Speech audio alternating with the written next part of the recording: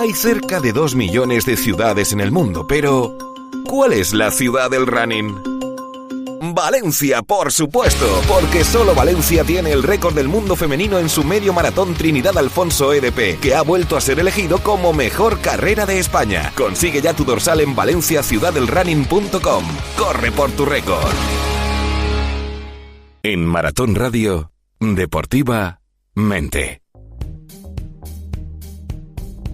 Hablamos de psicología deportiva con Vicky Cervera. Hola Vicky, ¿qué tal? Muy buenas. Muy bien, muy buenas. Hoy nos vienes a hablar de la competitividad, de cómo gestionarla. Efectivamente, vengo a hablar de competitividad como rasgo positivo en los deportistas, a razón de los eventos deportivos que están teniendo lugar últimamente. Sí. Pues eso, de cómo llevarse, ¿no? Con esa competitividad que a veces es difícil y genera mucho estrés también. Sí, genera mucho estrés y tiene una connotación negativa muy arraigada, porque a veces se confunde la competitividad con la falta de deportividad por las conductas que podemos ver a veces en algunos eventos deportivos. Pero bueno, también tiene un componente muy positivo para el rendimiento, es incluso necesario en cada evento deportivo, y por eso quería explicar un poquito cómo hacer. ¿Cómo gestionarla, no? Sí. Es verdad que muchas veces, tenemos esa imagen mental, ¿no? De la competitividad como algo negativo, como lo de meterle el codo al adversario, pero yo creo que nada más lejos de eso. Un ejemplo seguramente de un gran competidor en buena lid, me lo dabas tú antes cuando hablábamos fuera de antena, Rafa Nadal, ¿no?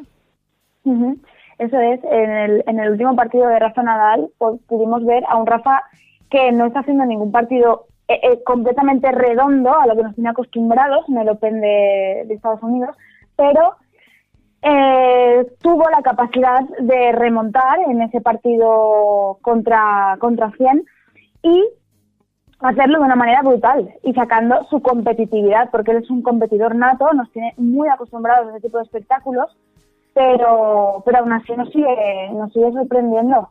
Esa fuerza mental, una batalla que duró pues casi 5 horas, estuvieron 4 horas 48 minutos con tie break, es que fue un partidazo, y yo creo que lo que marcó la diferencia fue pues eso, la competitividad, porque físicamente sus cualidades eran más o menos parecidas.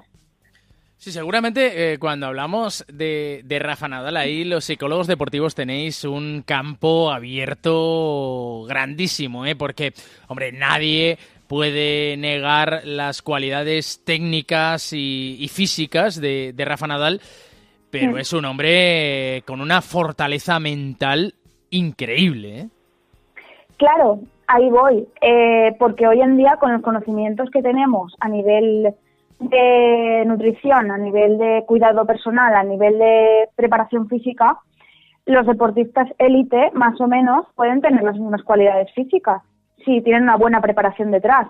Entran en juego muchísimos factores, el factor genético, el factor entrenamiento, el factor compromiso, entran muchos factores, pero es verdad que puede que tengan habilidades muy similares a nivel físico y que luego haya algo que marque la diferencia. Ese algo normalmente siempre es la cabeza. Cuando un deportista, un buen deportista físicamente tiene una buena cabeza, por decirlo así coloquialmente, eso es que es lo que le convierte en el mejor, en ganador.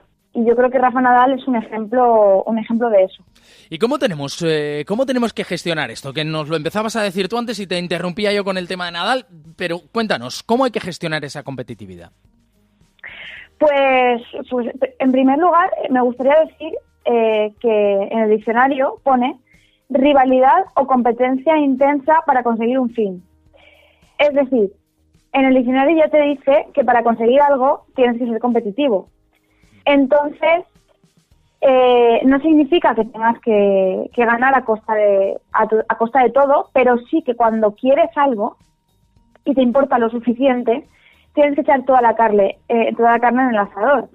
Y pues eso, permitirte vivir la competitividad de una manera clara y directa y es muy saludable hacerlo. O sea, soy competitivo, lo sé y lo vivo. Y luego llevarlo al terreno conductual en la forma en que tú elijas, no que te dejes llevar por ella y hagas explosiones, que eso es la parte negativa, ¿no?, de la competitividad. El caso es reconocerla, vivirla como tal y llevarla al terreno de juego de una manera sana. Uh-huh. Y elegir de qué manera la vas a expresar, porque la competitividad también puede significar ser mejor de lo que se es. Y a lo mejor tienes un punto de referencia externo y no es que quieras pasar por encima de él a toda costa, como hemos dicho antes, sino que quieres tú ser mejor y por lo tanto tienes un punto de referencia externo. Admiro a esa persona lo hace muy bien y yo quiero hacerlo igual de bien. Entonces, incluso para conseguir objetivos comunes en equipo, tiene que haber esa competitividad, porque uno superando al otro se puede con compañerismo trabajar y conseguir un objetivo común. O sea, la competitividad es algo muy sano y muy esencial en el deporte de alto rendimiento. Mm. Además, desde la psicología, nosotros le decimos a los deportistas que busquen objetivos realistas pero retadores. Retadores significa que tienen que asumir riesgos. Eso, ahí está implícita la competitividad. Una persona que no es competitiva, que no es ambiciosa, no asume riesgos, no quiere tener logros superiores a los que ha tenido. Uh-huh. Es necesario salir de esa zona de confort, ¿no? Claro, cuando tú tienes ya una zona de confort construida, porque eres muy hábil en tu deporte, eres muy competente y te notas muy competente, tú decides voluntariamente salir de esa zona de confort, asumir riesgos, ir a por logros mayores, incluso tener un punto de referencia. Eso es muy común también, tener un punto de referencia en tu deporte. Esa persona me gusta cómo lo hace, me gusta cómo juega, o esta característica en concreto, quiero ser mejor que él, pero para mejorar yo. No sé si me estoy explicando. Uh-huh. Sí. Entonces, ese deportista, en vez de querer evitar el fracaso, iría en busca del éxito, en busca de esa excelencia. Y eso sería la competitividad sana y la que se vive un poco en el alto rendimiento. Porque muchas veces, hablamos en el mundo del running, ¿no? Donde, pues hay una minoría, una élite que compite por ganar las carreras, pero yo estoy seguro que la mayor parte, segurísimo, ¿no?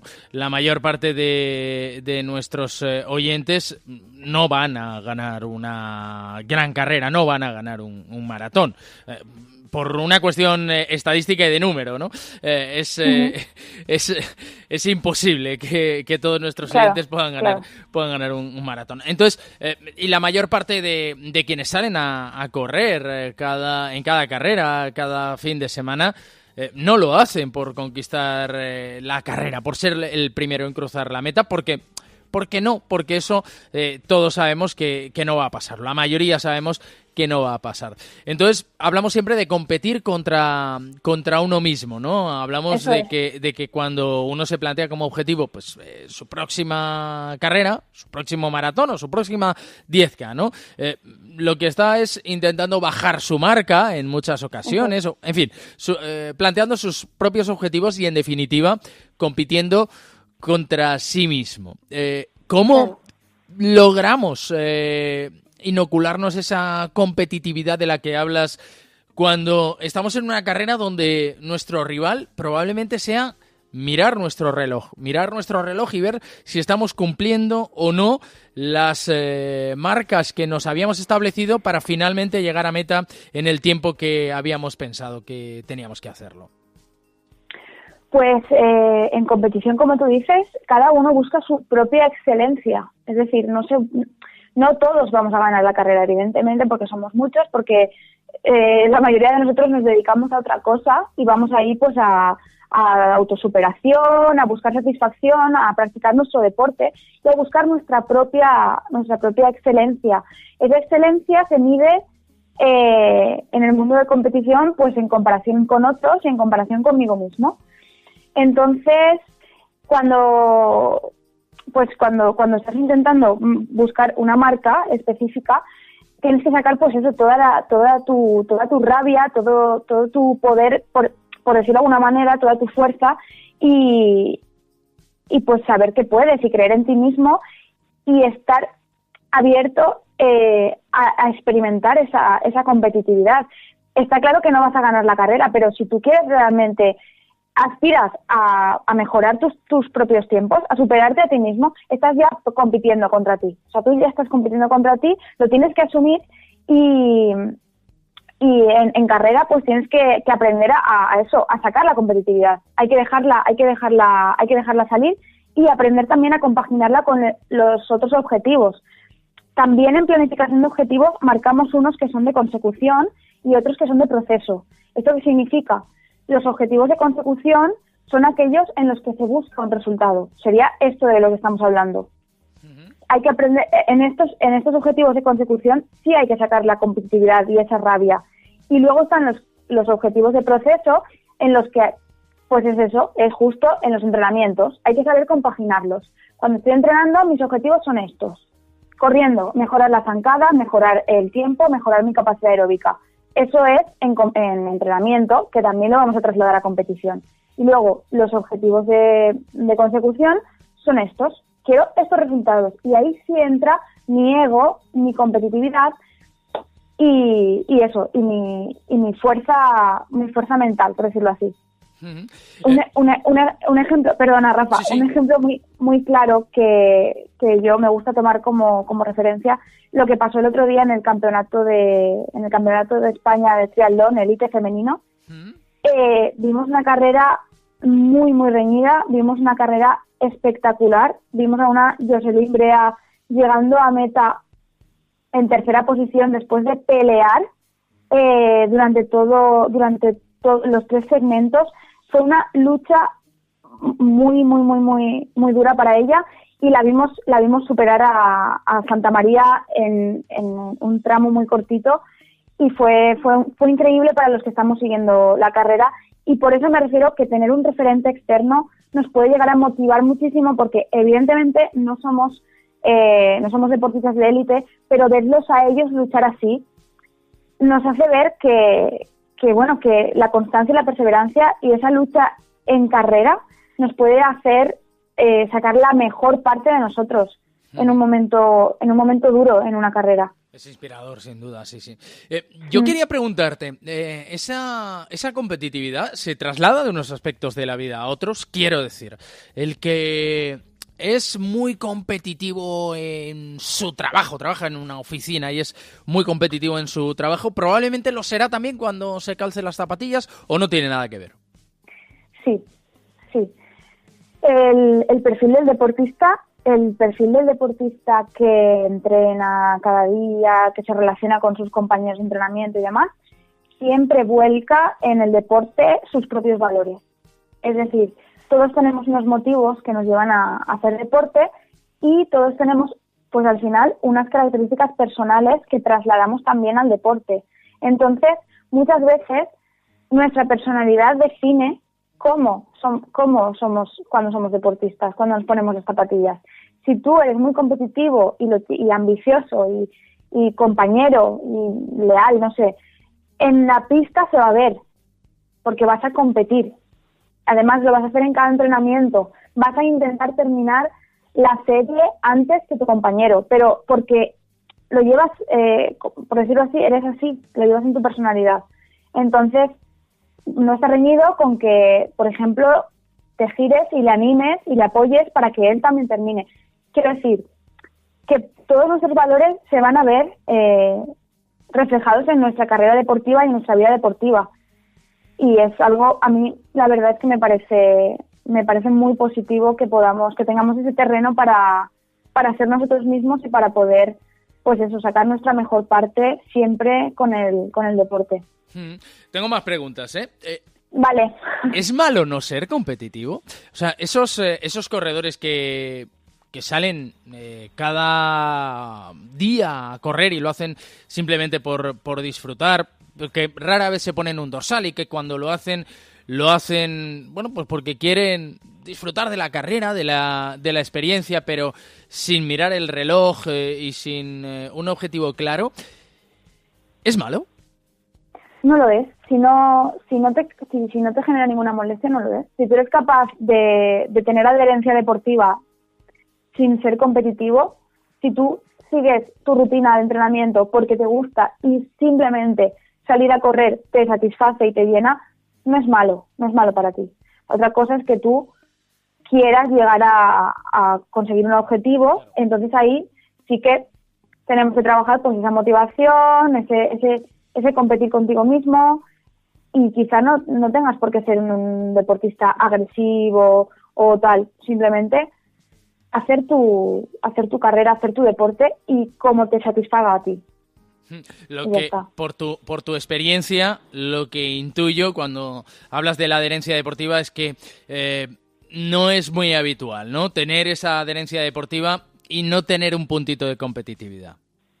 Claro, ese es el asunto, que cuando tú estás entrenando, normalmente te apetece ver mejoría. El mero hecho de salir a entrenar te llena, pero también te apetece ver esa mejoría, es decir, soy más rápido, soy más resistente, soy más fuerte.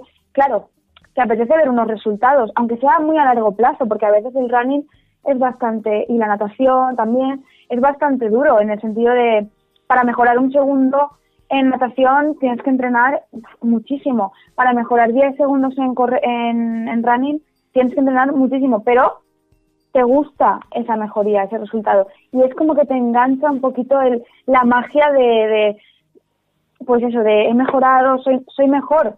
Mi versión de hoy es mejor que la de hace 2 meses.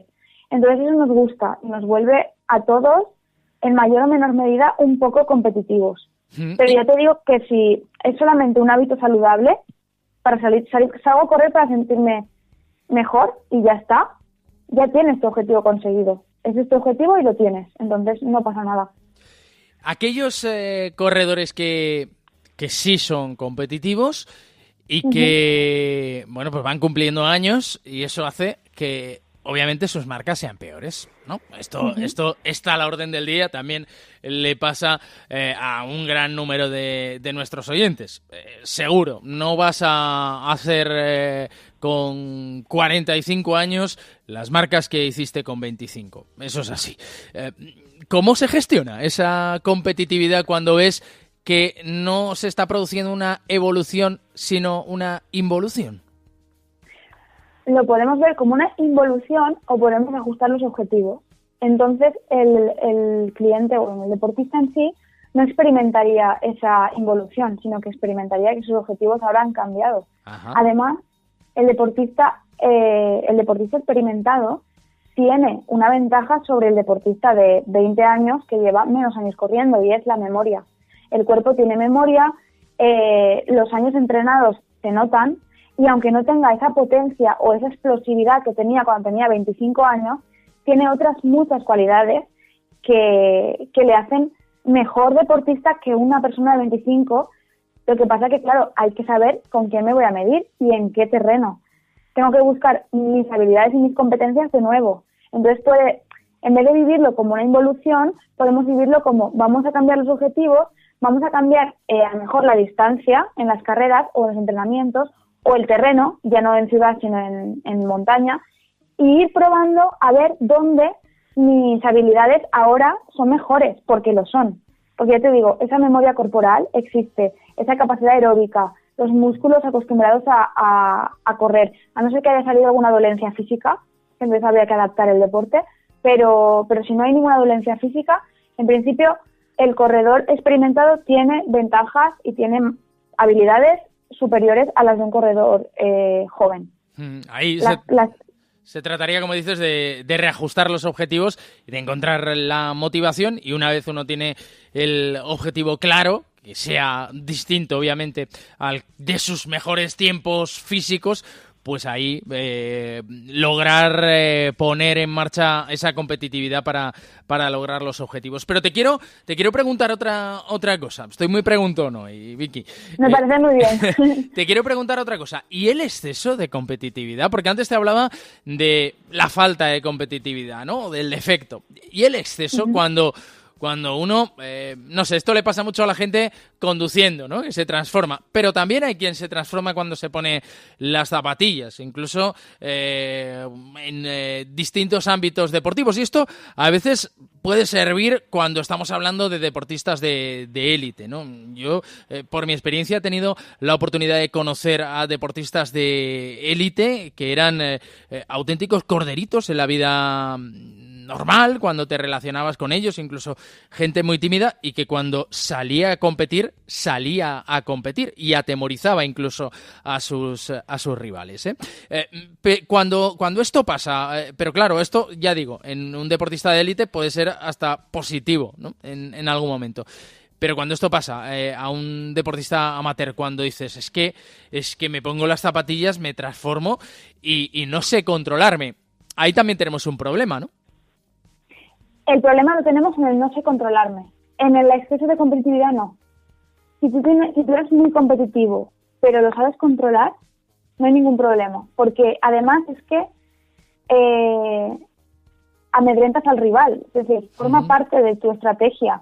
Si tú sabes con exactitud a la pista, el rival se hace pequeño. O sea, a no ser que sea más o menos del mismo nivel de competitividad que tú. Entonces, eso ya te da una ventaja sobre el rival. El tener una actitud confiada y demostrarlo y decir aquí estoy yo, eso es muy positivo para declararte ganador antes de empezar a competir. El problema es no saberlo gestionar y explotar. Esas explosiones de carácter o esos enfados que se ven a veces en las carreras, esos codazos, eso es lo que hay que evitar. Eso se trabaja, pues, primero reconociéndolo y identificando ese tipo de conductas que no son deportivas, que no son de compañero. Entonces, se identifican, se cambian, pero la competitividad es muy positiva. Lo que pasa es que hay que canalizarla bien. Hay que saber canalizarla y no dejarnos llevar por ella en plan negativo y en plan, pues eso, tomar conductas que no son deportivas. Uh-huh. Bueno, pues hablamos de cómo gestionar esa competitividad. Yo te he hecho muchas preguntas, pero no sé si nos queda algo que contar en este sentido, Vicky. Pues yo creo que ya lo hemos dicho todo. Solamente comentar que conozco un experimento en el que había personas que iban a pasar a levantar peso. Uh-huh. Y les ponían a un grupo un modelo y a otro grupo otro modelo de cómo hacer el ejercicio. Entonces, en uno les decían que el modelo tenía dañada una rodilla y en el otro le decían que estaba como un toro, que estaba muy fuerte. El grupo que vio el modelo que estaba muy fuerte tuvo peores resultados que el grupo que vio el modelo que tenía dañada la rodilla. Con esto que quiero decir, que cuando tú crees que puedes hacerlo mejor que esa persona que lo está haciendo, te esfuerzas más y lo haces mejor. Por lo tanto, esa competitividad es muy positiva en cuanto a aumentar el rendimiento. Perfecto, pues Vicky Cervera, muchísimas gracias. Muchas gracias a ti, Rafa. Escucha todos nuestros programas en maratonradio.com o en nuestras aplicaciones móviles para iOS y Android. Síguenos en Twitter, @maratonradio y en facebook.com/maratonradio.